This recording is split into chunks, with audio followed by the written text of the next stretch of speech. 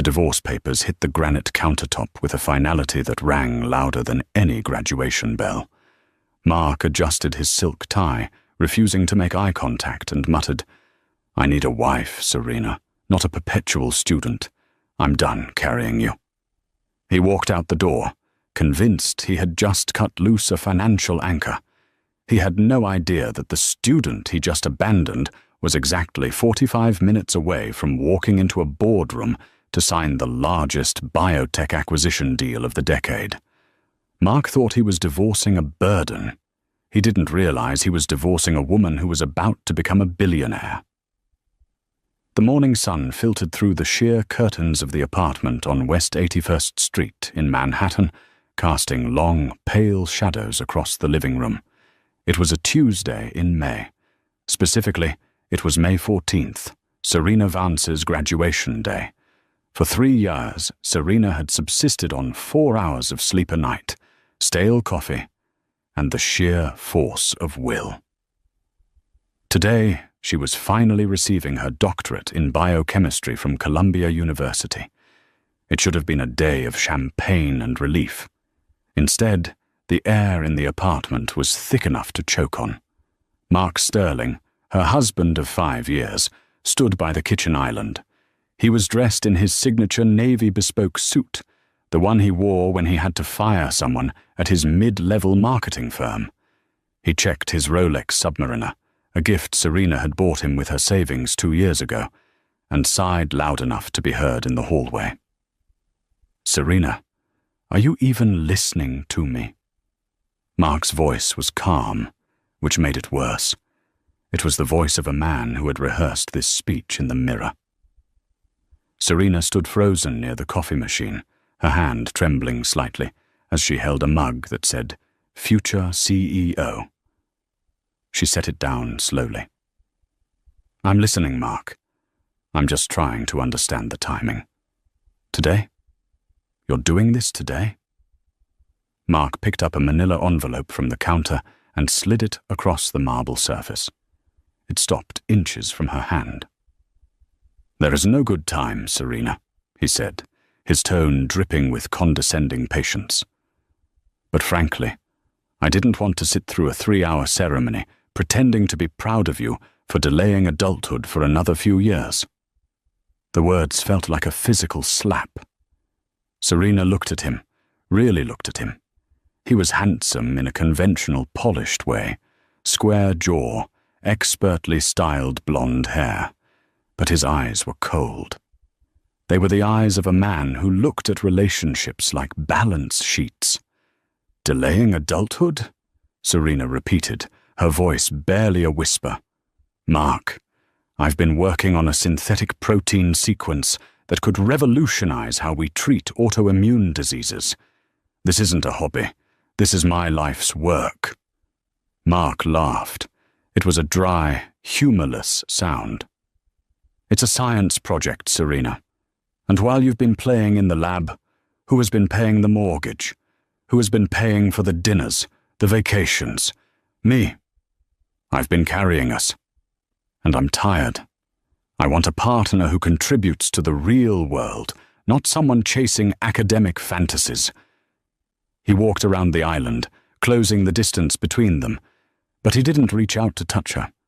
He smelled of sandalwood and expensive detachment. "I met someone," he added casually, as if mentioning the weather. The world seemed to tilt on its axis. "You what?" "Her name is Jessica. She's a VP at the firm. She's grounded. She makes real money. She understands the pressure I'm under. We're on the same level." He adjusted his cufflinks. "I've already moved my things to the guest room for the last week, but I'll be staying at a hotel tonight. I want you out of this apartment by the end of the month. It's in my name, after all." Serena felt a strange sensation. It wasn't just heartbreak, it was clarity. For years she had dimmed her light to make Mark feel bigger. When she won grants, she downplayed the amount. When she was published in major journals, she didn't frame the articles. She had played the role of the struggling student wife so he could feel like the provider. the big man. "You think I'm a burden," Serena stated flatly. "I think you're a sweet girl, Serena, but you're stagnant. You have zero ambition for the things that actually matter: status, wealth, stability." Mark checked his watch again. "Look, sign the papers. It's a standard separation. You keep your student debt. I keep my assets. It's fair." He tapped the envelope. "Happy graduation, Serena. Do yourself a favor. Get a job as a lab tech or a teacher. Stop dreaming." With that, Mark Sterling turned on his heel and walked out of the apartment. The door clicked shut, leaving Serena alone in the silence. She stared at the door for a full minute. Then she looked down at the envelope. She didn't cry. The tears simply wouldn't come. Instead, a vibration buzzed against her hip. She pulled her phone from her pocket. It was an encrypted message on the Signal app. The sender ID was just a single letter: J. The message read, "The board of directors at Chimera Global is assembled. The valuation stands at $800 million. We need the founder's signature at 11 a.m. Are you ready, Dr. Vance?" Serena looked at the divorce papers, then back at the phone. A slow, dangerous smile spread across her face. "Mark," she whispered to the empty room, "you have absolutely no idea what you just threw away." Serena moved with mechanical precision. She walked into the bedroom, the room she had shared with a man who thought she was worthless, and opened the back of her closet. Pushed behind a row of modest cardigans and jeans was a garment bag from Bergdorf Goodman. She unzipped it. Inside wasn't a graduation gown. It was a suit. But not just any suit. It was a custom-tailored charcoal power suit from Tom Ford, sharp enough to cut glass. Beside it sat a pair of Louboutin heels she had bought 3 months ago in secret. She shed the oversized t-shirt and sweatpants Mark was so used to seeing her in. She dressed slowly, watching herself in the full-length mirror. As the fabric contoured to her body, the struggling student vanished.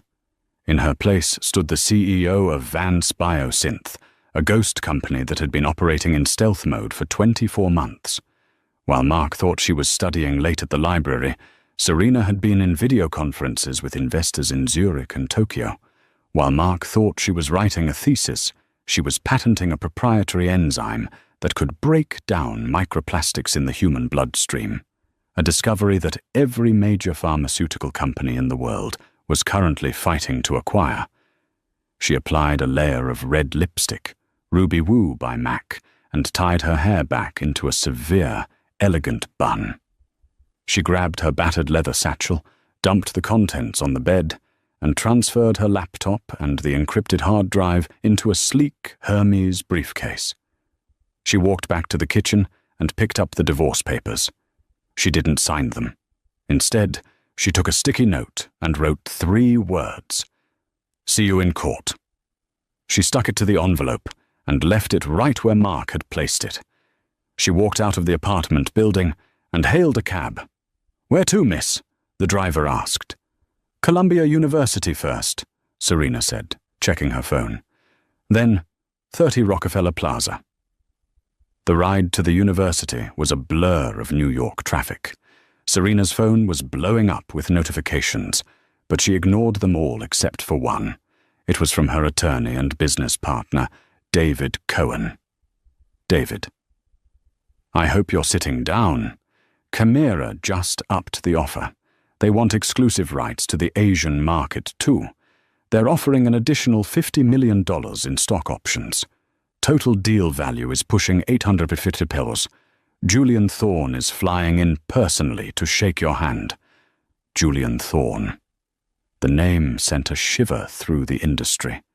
He was the CEO of Chimera Global, a man known for eating startups for breakfast. He was ruthless, brilliant, and notoriously private. If Julian Thorne was coming, this wasn't just a deal. It was a coronation. The cab pulled up to the gates of Columbia. The campus was swarming with families, balloons, and students in Columbia blue gowns. Serena paid the driver and stepped out. She wasn't wearing a gown. She had no intention of walking across the stage today. She scanned the crowd. She needed to find her parents, who had flown in from Ohio. They were the only ones who knew the truth, or at least part of it. They knew she had done well with her research, but even they didn't know the dollar amount. Serena. She turned to see her mother, Sarah, waving frantically near the statue of Alma Mater. Her father, John, was beaming, holding a bouquet of cheap bodega flowers that meant more to Serena than anything Mark had ever bought her. "Diverse?" her mother asked, confused, looking at Serena's power suit. "Where is your cap and gown? The ceremony starts in 20 minutes. Serena hugged them both tight, inhaling the scent of her father's aftershave. "Mum, Dad, listen to me. There's been a change of plans. I'm not walking today." "What?" Her father's face fell. "But honey, we came all this way. Did something happen? Did you fail a class?" "No, Dad." Serena laughed, a genuine bubbling sound. "I didn't fail.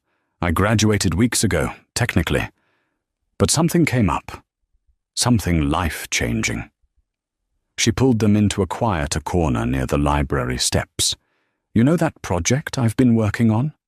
The enzyme?" "The plastic thingy." Her mom nodded. "Yes. Well, a company wants to buy it. Today. Right now." "That's wonderful." Her dad patted her shoulder. "Will they pay you enough to pay off those student loans? Maybe a nice down payment on a house so you and Mark can stop renting?" Serena's expression hardened at the mention of Mark. "Mark and I are over, Dad. He asked for a divorce this morning." Her parents gasped in unison. "On your graduation day?" Her mother looked ready to fight. "Where is he? I'll hit him with my purse." "It doesn't matter," Serena said, her voice steely. "Because the company buying my research. Dad, they aren't paying me enough for a down payment. They're paying me $850 million. The silence between the three of them was absolute. The noise of the marching band in the distance seemed to fade away. 800, her father stammered, his face losing color. "Million? Yes. But I have to go sign the papers now. I need you both to trust me. Go to the ceremony, clap for my friends, and then I'm sending a car to pick you up. We're going to dinner. Anywhere you want." "Serena," her mother whispered, grabbing her arm. "Does Mark know?" Serena looked toward the subway station, imagining Mark sitting in his office, flirting with Jessica, thinking he had discarded a dead weight. "No," Serena smiled, and it was terrifying. "He thinks I'm unemployed, and I'm going to make sure he keeps thinking that until I'm ready to bury him." Just then, a sleek black Maybach pulled up to the curb, disregarding the no-stopping signs. A driver in a full uniform stepped out and opened the rear door. "Dr. Vance," the driver said. "Mr. Thorne is waiting." Serena kissed her stunned parents on the cheek. "I'll see you tonight." She slid into the leather interior of the car. As the door closed, sealing her in silence and luxury, she pulled out her phone and blocked Mark's number. The weeping student was gone. The shark had entered the water. The elevator ride to the 65th floor of 30 Rockefeller Plaza felt less like an ascent and more like a pressure equalization chamber. Serena checked her reflection in the polished brass doors. The woman staring back at her wasn't the graduate student who clipped coupons for ramen noodles. She was a predator entering a new ecosystem. The doors slid open, revealing a reception area larger than her entire apartment.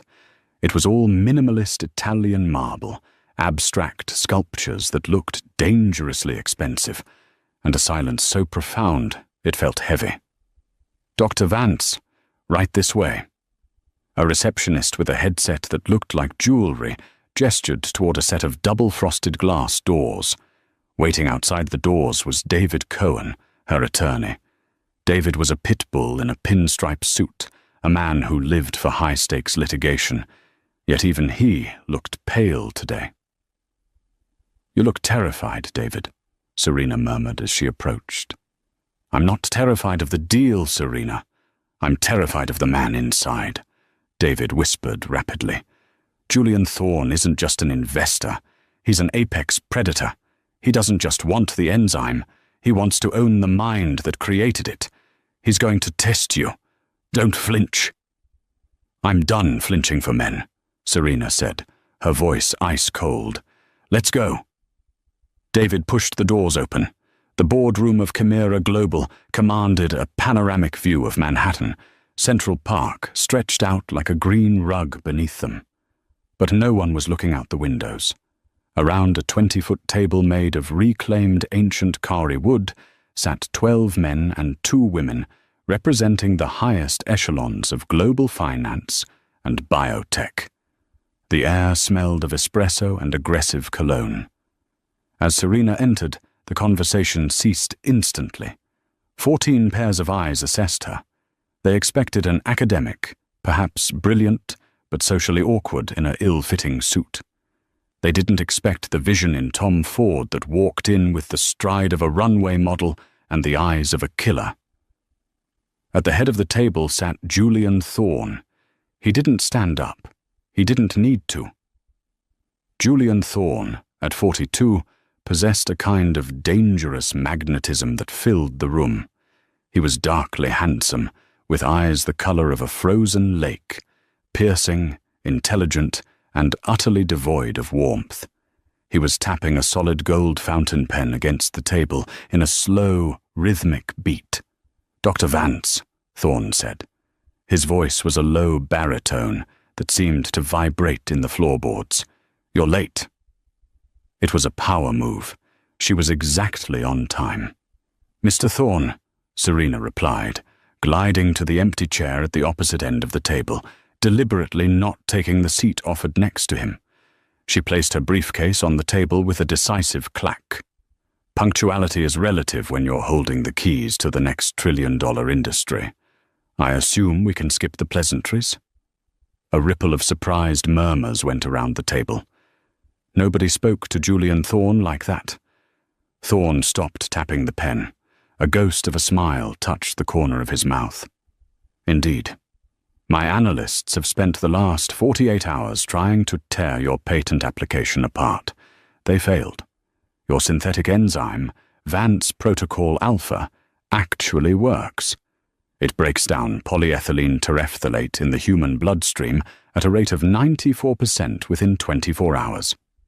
96%, Serena corrected him smoothly. "I ran a final optimization simulation this morning before my previous engagement." Thorne leaned forward. "Impressive. But science in a lab is different from global scalability. Chimera Global isn't interested in science projects. We're interested in market dominance. Why should I trust a newly minted PhD with no corporate experience to head the research division of an $850 million acquisition?" This was the test. Mark would have crumbled under this gaze.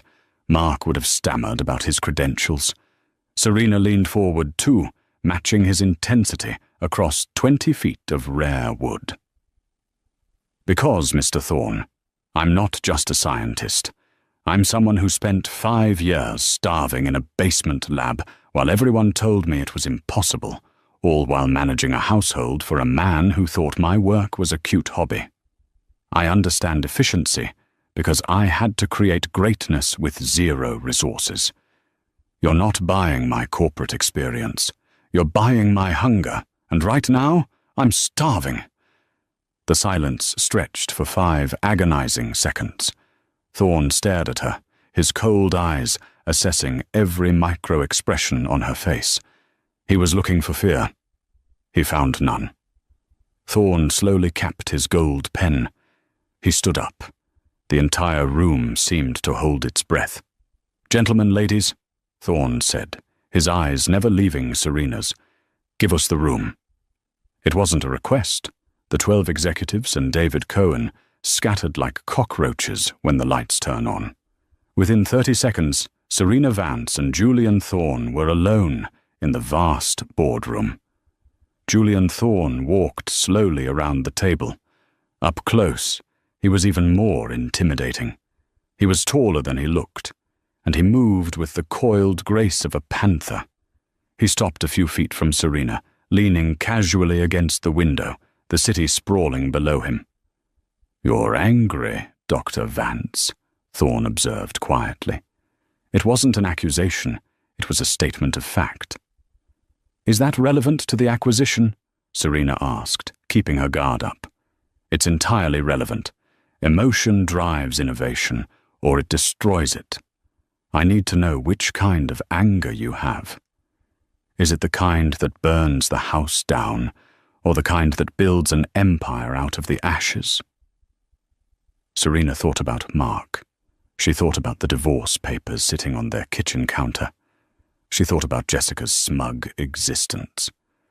"The second one," she replied. Thorne nodded slowly. "Good. Because I did a background check on you this morning. Standard procedure. It seems your husband, Mr. Mark Sterling, filed for divorce at Anselm AM today." Serena felt a jolt of adrenaline. "Your resources are thorough. They are absolute. So tell me, Serena, and I'm asking this man to woman, not CEO to founder, are you signing this deal today to save the world from microplastics? Or are you signing it to become the most powerful weapon your ex-husband has ever seen?" Serena looked him dead in the eyes. There was no point in lying to a man like Julian Thorne. He saw everything anyway. "Both," she said, "but mostly the weapon part." For the first time, Julian Thorne laughed. It was a dark, rich sound that surprised her. "I like you, Serena Vance. You're ruthless. I thought I was buying a brilliant scientist. It turns out I'm buying a vindictive genius. That's much more profitable." He walked back to the head of the table and pressed a button on the intercom. "Send the lawyers back in with the final draft. We're signing." 5 minutes later, the papers were spread out. The numbers were staggering. $850 million total valuation, $400 million upfront in cash, the rest in stock options and performance bonuses over 3 years.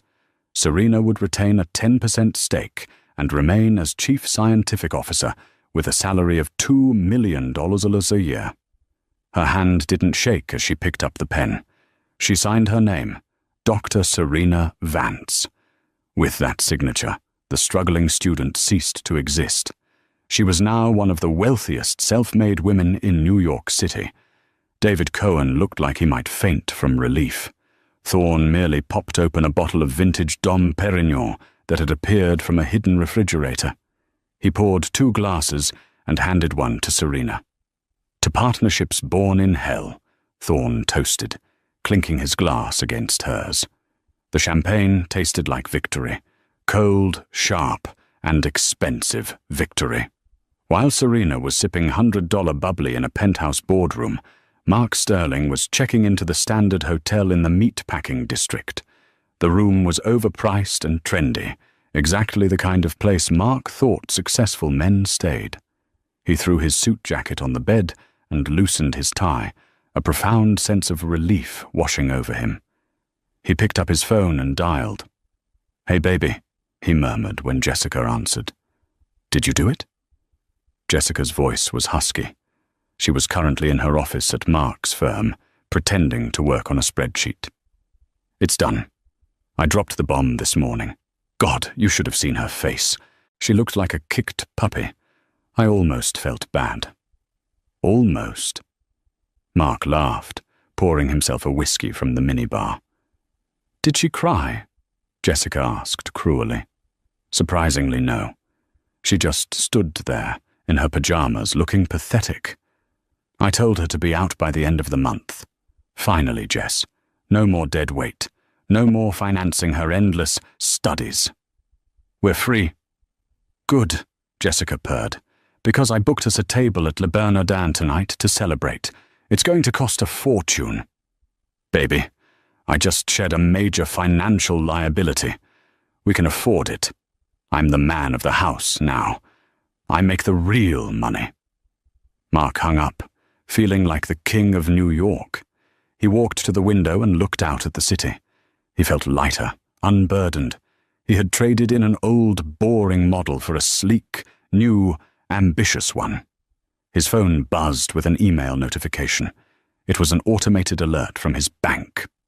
Subject: Joint account alert. Overdraft warning. Mark frowned. He clicked open the email. "Your joint checking account ending in 44590 has been overdrawn by $12,500. The current balance is $12,450. Mark stared at the screen. That was the account he used to pay the mortgage. The account he had explicitly told Serena not to touch 2 years ago when he took over the finances for her own good. "What the hell, Serena?" he muttered, anger replacing his relief. She must have gone on a spiteful shopping spree the second he left. A pathetic, last-ditch effort to hurt him. He was about to call her and scream at her, to tell her he was cutting off her access immediately, when another notification popped up. This one was from a real estate app he had forgotten he even had installed. Alert: New listing in your building. Penthouse A, 81st Street. Listed for $22,000 month. Mark felt a cold knot form in his stomach. Penthouse A? That was the top floor of their current building, the one with the wraparound terrace that he always gazed at with envy. Who could afford $22,000 a month in rent? His phone rang. It wasn't Serena. It was the building superintendent. "Mr. Sterling. Hi, it's Gary downstairs. Listen, I'm confused. I just got a work order from the owner of Penthouse A. They want me to move all the furniture from your unit, apartment 4B, up to the penthouse immediately." Mark gripped the phone tighter. "Gary, what are you talking about?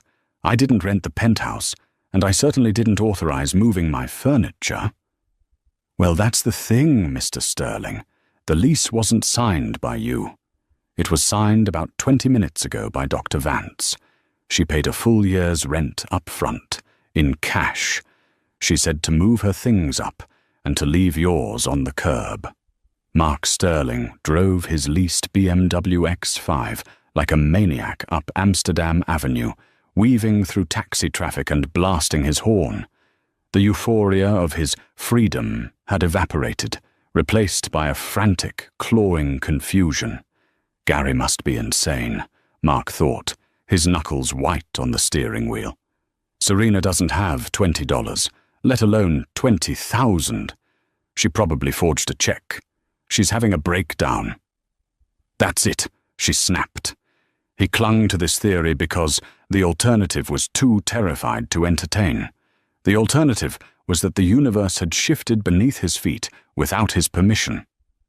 He screeched to a halt in front of their pre-war building on West 81st Street. He didn't even bother parking properly. He just threw the car into park next to a hydrant and jumped out. The scene on the sidewalk stopped him cold. There, piled haphazardly on the dirty concrete, was his life. His Italian leather sofa sat at a jaunty angle against a lamp post. His collection of vintage vinyl records was stacked in a cardboard box that was slowly getting wet from a leaking air conditioner above. And there, fluttering in the gentle breeze like surrendered flags, were his silk ties. Gary, the building superintendent, was standing guard over the pile with a clipboard, looking apologetic. "Gary!" Mark roared, storming over. "What the hell is this? I'm going to sue the building. I'm going to sue you personally." Gary held up a hand. "Mr. Sterling, please, I'm just following orders from the tenant of Penthouse A." "I am the tenant of apartment 4B," Mark shouted, grabbing a handful of his own shirts from the pile. "Serena has no right to do this. She's my wife." "Actually," a cool voice drifted from the building's entrance. "According to the papers you served me this morning, I'm just a financial burden you needed to offload." Mark spun around. Serena stood in the glass doorway, but it wasn't the Serena he had left 5 hours ago. that Serena wore oversized sweats and looked tired. This Serena was wearing a charcoal Tom Ford suit that cost more than Mark's car. She was holding a glass of champagne, leaning against the doorframe with a casual, terrifying elegance. She looked taller, sharper. Mark stared at her, his mouth opening and closing like a fish. Serena? Where did you get that suit? Why are my things on the street? Serena took a sip of champagne. Well, Mark, you said you wanted me out of apartment 4B by the end of the month. I decided to leave early. I moved upstairs. And since you said you wanted to keep your assets, and I keep my student debt, I figured you'd want your furniture. I bought new things. Better things. You can't afford Penthouse A. Mark laughed, a desperate cracking sound. You can't even afford the electric bill, Serena. Stop this charade. Who gave you the money? Did you borrow it from your parents? They're going to be bankrupt because of you. Serena didn't answer. She simply pointed a manicured finger toward the corner of 81st and Columbus, where a massive digital billboard sat atop a bank building. Look, she said. Mark turned. The billboard was cycling through news headlines. It flashed a weather update, a sports score, and then a breaking news banner from Bloomberg. Biotech history made. Chimera Global acquires stealth startup Vance Biosynth for $850 million. Mark blinked. He read it again. Vance. The screen changed to a photo. It was Serena. She was shaking hands with Julian Thorne. The caption read, Dr. Serena Vance, the new face of billion-dollar biotech. Mark felt the blood drain from his face so fast he nearly fainted. The noise of the city dropped away. All he could hear was the rushing of his own pulse. $850 million. He turned back to Serena, his eyes wide with shock and a sudden, sickening realization of what he had done. You, Mark stammered. You sold today, minutes after you left. Serena smiled. You were right, Mark. I was holding you back. If I had told you about the deal, you would have tried to manage it. You would have gotten involved. You would have tried to negotiate for me, and you would have ruined it. Your departure was the best business strategy I ever had. Mark's brain began to misfire. The shock was rapidly being replaced by a greedy, desperate logic. Wait. He stepped over his pile of clothes, approaching her with a sudden change in demeanor. He put on his salesman face, the charming smile he used to close clients. Serena, baby, he said, his voice dropping to a smooth purr. My God, I didn't know. Why didn't you tell me? This is amazing. We did it. All those late nights. I knew they would pay off. I was just pushing you this morning. Tough love, you know, to motivate you. He reached out for her hand. Let's go upstairs. Let's get this stuff off the street and celebrate. We have so much to plan. Serena didn't move away. She just looked at his outstretched hand as if it were covered in slime. Gary, she said calmly. Yes, Dr. Vance, the super replied. If this man steps 1 foot past the threshold of this building, call the police. He's trespassing. Mark froze. Serena, you can't do that. We're married. Not for long, she said. And Mark? Don't worry about the hotel tonight. I cancelled your reservation. I assumed, since you're the provider, you could find somewhere else to sleep. Maybe Jessica has a couch. With that, she turned and walked back into the lobby. The heavy glass doors swung shut, locking with a magnetic click. Mark stood on the sidewalk, surrounded by his wet vinyl records, while a group of tourists stopped to take a picture of the man who had just thrown away $1 billion. Jessica's apartment in the financial district was a luxury studio that was mostly beige and smelled of vanilla candles. Mark paced the small room, a glass of cheap scotch in his hand. He was manic, his eyes wild. 850 million. Mark emphasized each word, pacing back and forth. Jessica sat on the edge of her bed, scrolling through the news on her iPad. Her face was pale. She wasn't looking at Mark with lust anymore. She was looking at the situation with the calculating eyes of a co-conspirator. "It's all over the internet, Mark," she said, her voice tight. "Forbes just put up an article. The Cinderella scientist. They're calling her the next Elizabeth Holmes, but with actual science. She's really rich." Mark stopped pacing and slammed his glass down on the table. "We are really rich, Jess. Don't you get it?" "What do you mean?" "We're still married," Mark grinned, a terrifying expression of greed. "I walked out, sure. I gave her papers, sure. But she didn't sign them. We are legally married. New York is an equitable distribution state. Anything acquired during the marriage is marital property. That deal?" "She signed it today, while we were married. That means half of that money is mine." He grabbed Jessica by the shoulders. $425 million, Jess. Do you know what we can do with that? I can quit the firm. We can buy an island. She thinks she won? She just made me the richest man she knows. Jessica's eyes lit up. The greed was contagious. "Are you sure? Legally?" "I'm positive. It's the law." Mark pulled out his phone. "I'm calling my lawyer right now. We're going to freeze her assets before she spends a dime." An hour later, Mark was sitting in the office of Arthur Finch, his divorce attorney. Arthur was a weary man with a stain on his tie, the kind of lawyer you hired when you wanted a cheap divorce, not a high-stakes corporate litigation. Mark had spent 20 minutes screaming his theory at Arthur. "She signed the deal at 11:30 a.m. I have the timestamp from the press release. We were married." Arthur Finch adjusted his glasses and looked at the paperwork Mark had slapped on his desk earlier that morning. He looked at the date stamp on the filing. He looked at Mark with a mixture of pity and disbelief. "Mark," Arthur said slowly, "you filed the divorce petition this morning at 9 a.m. "So what?" Mark snapped. "She hasn't signed it yet. The divorce isn't final." "In the state of New York," Arthur explained, his voice sounding like he was explaining gravity to a toddler. "The date of commencement for a matrimonial action is defined as the date the summons is filed. That cuts off the accumulation of marital assets." Mark stopped breathing. "What?" "The moment I filed these papers for you at 9 a.m., Arthur tapped the document.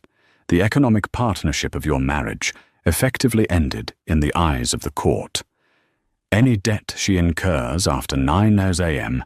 is hers alone, and any assets she acquires after 9 a.m. are hers alone." The room went dead silent. The hum of the air conditioner sounded like a roar. "But," Mark's voice was a squeak, "but we're still married. Technically, yes, but financially, you severed the tie 2 hours before she became a billionaire." Arthur took off his glasses and rubbed the bridge of his nose. "If you had waited until tomorrow, if you had waited until dinner to give her those papers, you would be entitled to 50%. But because you were in such a rush to get rid of her, you missed the window by 2.5 hours. Mark stared at the wall. The math crushed him. 2.5 hours. 150 minutes. If he had just stayed for coffee. If he had just waited to be cruel. Is there any way around it?" Mark whispered. "Can we withdraw the filing? Say it was a mistake?" "We can try," Arthur sighed. "But she has David Cohen representing her now. I saw it on the news. Cohen is the best shark in the city. If we try to claim the filing was a mistake, Cohen will pull security footage of you leaving the apartment, texts of you telling your girlfriend you did it. Mark, you're cooked. You handed her the golden goose and then locked yourself out of the barn. Mark slumped in his chair. He felt physically ill. His phone buzzed. It was Jessica.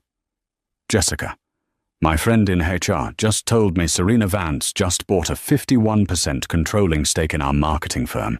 Is that true? Mark, answer me. Mark stared at the text. She bought the firm? The phone buzzed again. Jessica, Mark, the CEO just called an emergency all-hands meeting. Serena Vance is on the video screen. She's firing the entire executive board. Mark, she knows about us. She knows about everything. Mark dropped the phone. It clattered to the floor, the screen cracking. He realized then that Serena wasn't just satisfied with keeping the money. She was coming for the scraps he had left. She wasn't just a scientist. She was a dissectionist, and she was about to take him apart, piece by piece. The lobby of Apex Strategy Group was usually a hive of aggressive energy, filled with junior associates, sprinting with coffee, and partners shouting into phones. When Mark Sterling burst through the revolving doors 20 minutes after dropping his phone, the silence hit him like a physical blow. It wasn't empty. It was paralyzed. Receptionists were whispering behind their hands. Associates were huddled in cubicles, staring at screens that showed the plummeting stock price of their own agency, followed by the jagged spike of a massive buy order. Mark ran toward the elevators. His security badge didn't work. The light flashed red. Access denied. "Hey!" Mark shouted at the security guard, a man he had ignored for 5 years. "Open the gate! My badge is malfunctioning." The guard looked at him, then down at a clipboard, then back at him.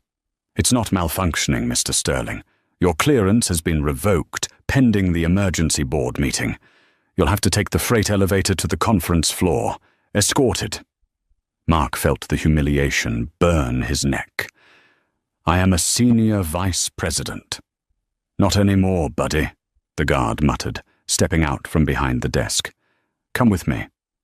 Mark was marched into the freight elevator, which smelled of cleaning solvent and trash bags. When the doors opened on the 40th floor, he stepped into a scene of corporate execution. The glass walls of the main conference room were unfrosted, transparent for all to see. Inside sat the managing partners of the firm, men who had been Mark's mentors, his drinking buddies, his idols. They looked terrified, and at the head of the table, in the seat usually reserved for the CEO, sat Serena. She was still wearing the Tom Ford suit. Her hair was still perfect, but the laptop in front of her wasn't displaying a spreadsheet. It was displaying Mark's expense reports. Next to her sat Julian Thorne. He wasn't doing anything but drinking a sparkling water, yet his presence was a clear message. "She has the heavy artillery." "Let him in," Serena said, her voice amplified by the room's microphone system so that everyone on the floor could hear. Mark walked in. He saw Jessica sitting in the corner, mascara running down her cheeks, holding a box of tissues. She wouldn't look at him. "Mark," Serena said pleasantly, gesturing to a plastic folding chair set up in the center of the room, facing the board. "So glad you could join us. We were just discussing the efficiency of the Sterling account." Mark tried to muster his bravado. "Serena, this is insanity. You can't just buy a company because you're angry. This is a business." "Exactly," Serena nodded. "And as the new majority shareholder, having acquired 51% of the voting stock in a private off-market transaction facilitated by Mr. Thorne's holding company, I am reviewing the liabilities. And it turns out, Mark, you are a massive liability." She tapped a key on her laptop. A projection screen dropped down behind her. It showed a timeline of Mark's client dinners over the last 6 months. "You see," Serena began, pacing the room like a prosecutor, "Mark here has been billing the firm for dinners at Nobu, Cipriani, and Le Bernardin. He listed them as client acquisition meetings. but I cross-referenced the dates. She pointed to Jessica. Jessica, were any clients present at the dinner on February 14th? Valentine's Day? Jessica sobbed. No. What about the weekend trip to the Hamptons in April, billed as a strategic retreat? No, Jessica whispered. Serena turned back to the board of directors. Gentlemen, your senior VP has been embezzling company funds to finance an affair with a subordinate. In the corporate world, that's not just a firing offense. That's cause for litigation. Mark felt the room spinning. Serena, please, we can talk about this at home. I don't have a home with you, Mark. I have a penthouse. You have a hotel room you can't afford. Her eyes flashed. But I'm not firing you for the embezzlement. I can settle that by seizing your 401k and your stock options. You can't take my retirement, Mark shrieked. Read the bylaws, Mark. Gross misconduct forfeits all vested equity. It's standard. You signed it. Julian Thorne spoke up for the first time, his voice bored and lethal. My lawyers have already processed the clawback. You're currently worth negative $40,000. Serena walked up to Mark. She was close enough that he could smell her perfume, a scent he realized he didn't even recognize. She had changed everything about herself in 12 hours. I'm firing you, Serena said softly, because you are mediocre. I looked at your portfolio. Your ideas are derivative. Your strategies are outdated. You rode on the coattails of better men, just like you tried to ride on mine. I'm restructuring this agency. We're pivoting to biotech PR. And frankly, Mark, you're not smart enough to work for me. She turned to the security guard. Escort Mr. Sterling and Miss Jessica out of the building. If they try to take so much as a stapler, arrest them. Serena! Mark fell to his knees. It was a pathetic, instinctive drop. Serena, don't do this. I'm your husband. I love you. It was a mistake. I was scared of your success, that's all.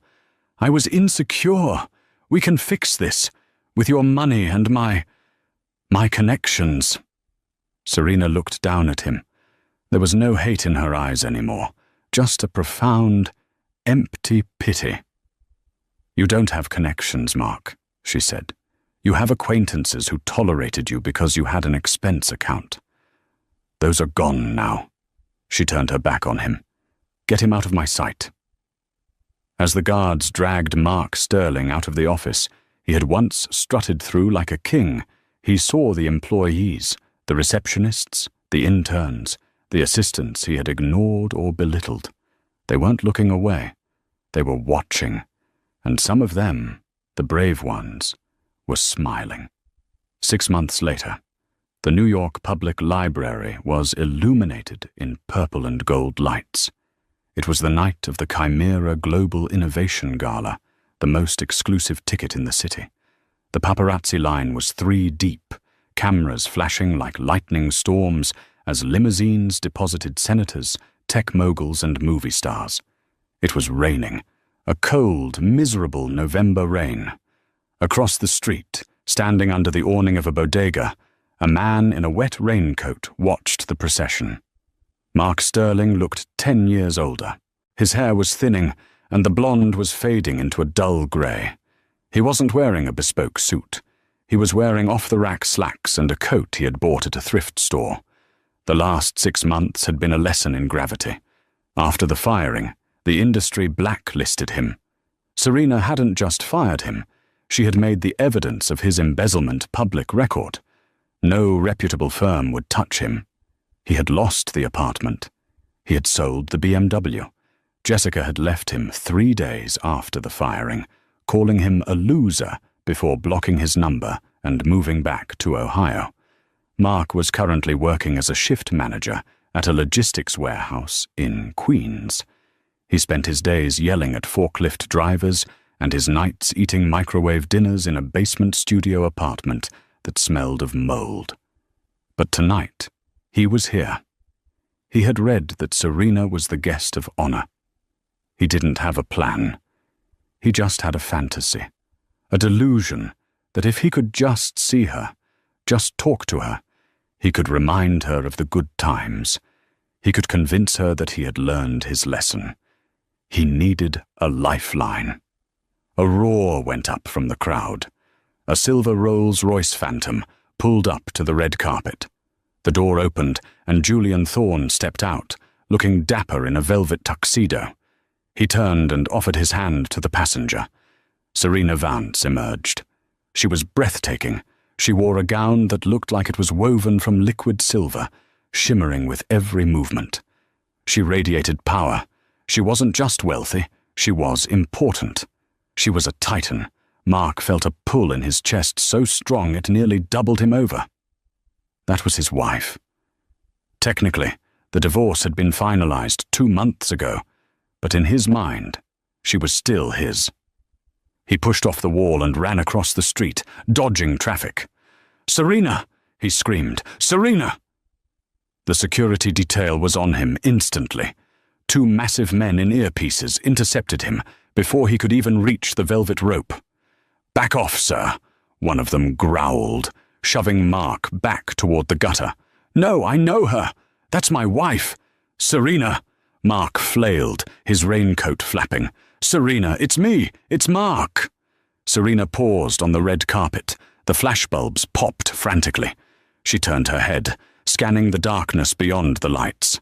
She saw him. She saw the wet hair, the desperate eyes, the cheap shoes. She saw the man who had told her she was a burden. Julian Thorne leaned in, whispering something in her ear. He looked ready to signal the guards to remove the nuisance. Serena raised a hand, stopping Julian. She walked over to the velvet rope, stopping just a few feet from where Mark was being held back by security. The paparazzi went wild. The billionaire and the ex-husband. It was the money shot. "Serena," Mark panted, water dripping down his nose. "Serena, look at you. You look beautiful." "Hello, Mark," she said. Her voice was calm, devoid of the emotion he desperately wanted to see. "Serena, I'm sorry." Mark rushed the words out. "I'm so sorry. I've lost everything. I'm living in a hole. I have nothing. Please, I know I messed up. But we had something real once. Can't you help me? Just a little? For old times' sake?" He looked at her with the eyes of a beggar. "I was your husband." Serena looked at him, and for a second Mark thought he saw softening. He thought he saw the old Serena, the one who would do anything to make him happy. Then she smiled. It was a sad, distant smile. "You weren't a husband, Mark," she said, loud enough for the reporters in the front row to hear. "You were an anchor, and I finally cut the rope." "But I made you," Mark shouted, desperation turning to anger. "If I hadn't pushed you, if I hadn't divorced you, you wouldn't be here. You owe me. I was the catalyst." Serena laughed. It was a light, airy sound that cut through the rain. "You're right," she said. "You were the catalyst. I suppose I should thank you." She reached into her small, diamond-encrusted clutch. Mark's heart leapt. Was she going to give him a check? Cash? She pulled out a single coin. It was a quarter. She flicked it over the velvet rope. It landed in the puddle at Mark's feet with a tiny splash. "Call someone who cares," Serena said. She turned around, took Julian Thorne's arm, and walked up the stairs into the light and warmth of the gala, never looking back. Mark stood in the rain, staring down at the quarter in the mud. The cameras flashed a few more times, capturing the pathetic image of a man who traded a diamond for a stone, before the photographers lost interest and turned their lenses back to the stars. Mark was left alone in the dark, soaking wet, finally understanding the true cost of the graduation day he thought would set him free. He was free, all right. Free of money, free of love, and free of dignity. And as the heavy doors of the library closed, sealing out the cold, Mark Sterling realized that some deals can never be renegotiated. Mark Sterling learned the hard way that arrogance is the most expensive luxury in the world. He thought he was discarding a broken stone, only to realize too late he had thrown away a diamond just before it was polished. His story is a brutal reminder that we should never underestimate the people we claim to love, and that the tables of life can turn in the blink of an eye. Karma doesn't always scream. Sometimes it just signs a contract. What would you have done if you were Serena? Would you have given him a second chance, or did he get exactly what he deserved? Let me know your thoughts in the comments below. If you enjoyed this story of justice and karma, please smash that like button. Share this video with a friend who needs to see it. And don't forget to subscribe and hit the notification bell so you never miss a story. See you in the next video. In the next video. In the next video. In the next video. In the next video. In the next video. In the next. But now there's factions of people go, oh no, we got it. We don't like it. We've changed our mind. It wasn't going well for us. We don't like free speech anymore. People who want free speech, they only want free speech so they can go around saying awful things, which just isn't true. And even if it was, the good thing about free speech is people can say awful things back. It's a really good system, right? And you can't say anything under the laws of free speech. That's a total misconception. There are loads of caveats to free speech, all of which I agree with, actually. You can't incite violence. Good rule. You can't slander people. Good rule. You can't libel people, you know? Fascinating fact about libel law. You can't libel the dead. So I could stand here and say, Gandhi used to take it up the arse.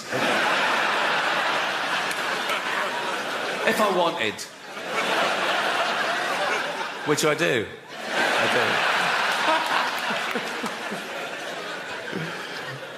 But free speech is the most important human right there is. It's the right from which all other rights come. Without free speech, you couldn't have human rights, you know, and we've got free speech, in theory, in this country, for a little while longer.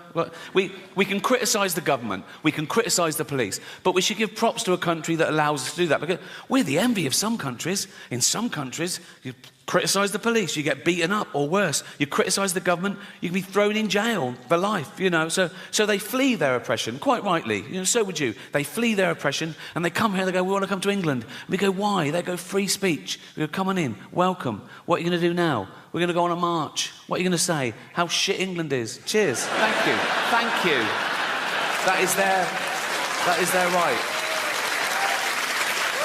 Have a great show. And as I was leaving, I saw one of the other lawyers lean in and show this head lawyer his iPhone, and the head lawyer went, oh yeah. He went, oh sorry Ricky, can you come back a minute? Right, so I'm there, I went, yeah. So he had the phone there. They'd looked up the word minge. I thought I'd gotten away with it, right?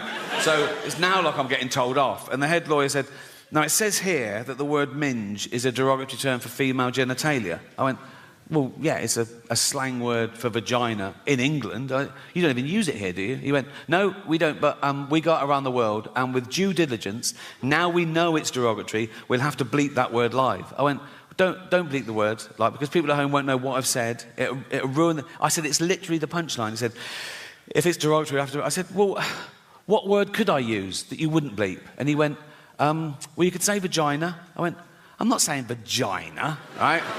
Nothing funny about it. It's so clinical. I was thinking, Judy Dench at home going, why is he talking about my actual vagina, right? I said, minge isn't like that. It's like, it's not so specific, because vagina's so...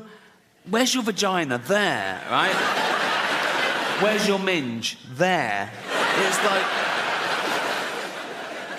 Then one of the younger lawyers went, what about box? I went, I'm not fucking saying box, mate, right? So imagine looking at your own box, right? I said, minge is perfect. I said, people won't know what... If they're American, they won't know it. I said, it's not offensive. It's like... I said, kids use the word in England. Right? They weren't having it. So I said, what about flange? Right? So they looked up the word flange, right? And he went, well, that'd just be confusing, because in America, a flange is a part of a sink unit. I went, oh, well, I said, please let me say minge and don't bleep it. I was really rooting for minge. Right? It was like 12 Angry Men. I go, no one's leaving till I can say minge. Right? And after about 10 minutes, I wore them down. Whatever they said, that won't work. So I was going, please. I said, I'll write them.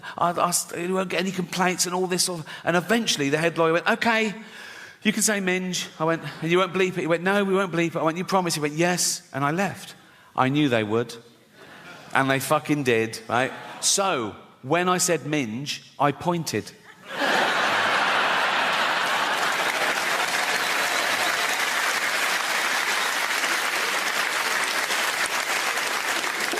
Oh, why do you like London so much, Rick? Because you get a round of applause for not shitting yourself. Right.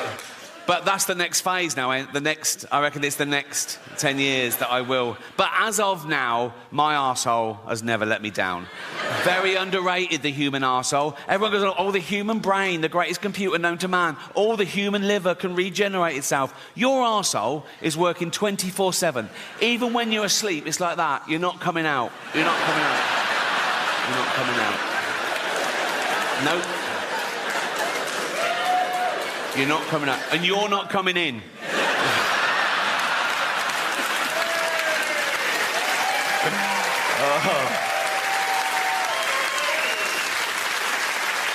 Because it's like a sewer in there, isn't it? But you've got a lovely little manhole cover. Think of that in real life. Walking along a pavement, it's lovely pavement. If that burst, and you know what's in a sewer, don't you? Piss and shit and cum and dead goldfish and fetuses. In China, just the girl ones. Relax.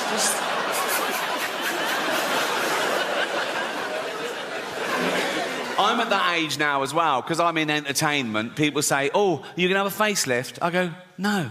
Have you seen facelifts? They're still just that. Like that. You know what I mean? You go to the doctor, and the doctor goes, do you want to look old or Chinese? You know, it's like... Nothing wrong with looking Chinese if you're Chinese. If you're not Chinese, it's a bit weird. It's offensive. Why is that allowed? You're not allowed to black up. It was considered a good thing to swap ideas with other cultures, with other nations, to share things with other races, to assimilate. It was the opposite of racist. Now it's racist. Gwen Stefani got in trouble in her last video because she had her blonde hair in dreadlocks. People go, no, black people invented dreadlocks, you can't have them, you're white, that's racist. Jamie Oliver got in trouble when he put out authentic jerk chicken recipe. People go, no, black people invented that, you can't have it, you're white, that's racist. Now, black people, they use the N-word, don't they? We invented that.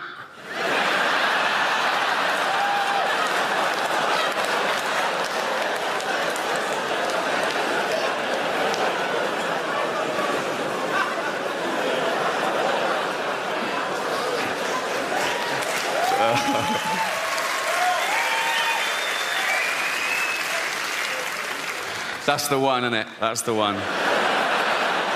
Listen, I know white people are the worst. I know that. That's why no one likes a fucking white middle-aged man anymore until we need a boiler fixing.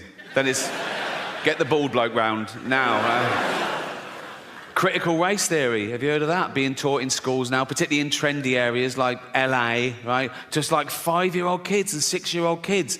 If you haven't heard it, in a nutshell, critical race theory says that all white people are racist. It says that we're born racist and we continue to be racist because we're affording the privilege of a racist society set up by our forefathers, okay? So basically, all white people are racist and there's nothing we can do about it, which is a relief.